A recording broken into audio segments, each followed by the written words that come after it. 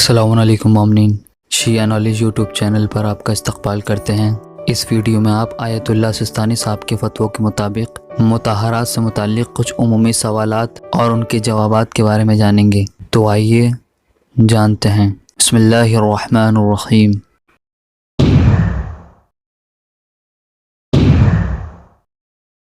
सवाल नंबर 1, क्या घास पर चलने से पाँव का तलवा या जूते का निचला हिस्सा पाक हो जाएगा?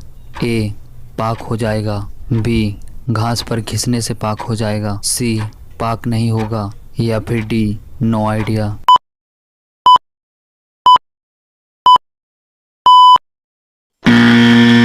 सही जवाब है सी, पाक नहीं होगा। सवाल नंबर 2, पाँव के तलवे या जूते के निचले हिस्से को पाक करने के लिए कितनी दूर तक चलना चाहिए? ए, 5 ज़िरा, बी, 10 ज़िरा, सी, 12 ज़िरा या फिर डी, 15 ज़िरा।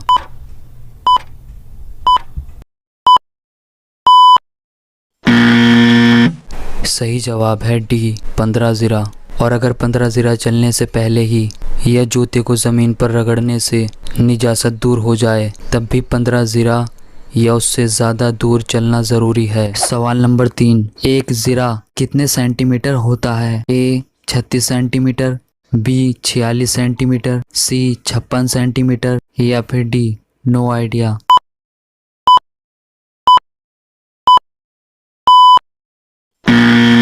सही जवाब है बी, 46 सेंटीमीटर।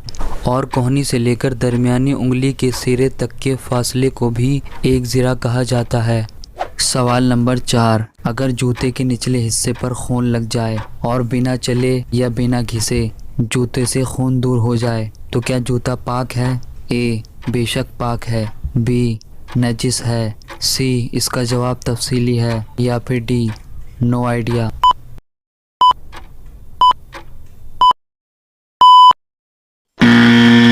सही जवाब है बी, नजिस है। सवाल नंबर 5, अगर जूते का निचला हिस्सा तर हो यानी गीला हो तो ज़मीन पर चलने से पाक हो जाएगा या नहीं? ए, पाक हो जाएगा। बी, नहीं होगा, उसका खुश्क होना ज़रूरी है। सी, इसका जवाब तफसीली है या फिर डी, नो आइडिया।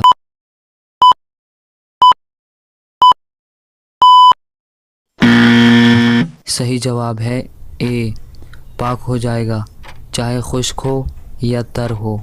सवाल नंबर 6, अगर गाड़ी का पहिया नजिस हो जाए तो गाड़ी के कुछ दूर चलने के बाद वो पहिया पाक हो जाएगा या नहीं? ए, पाक हो जाएगा। बी, पाक नहीं होगा। सी, आपका सवाल गलत है या फिर डी, इसका पाक होना महल्ले इश्काल है।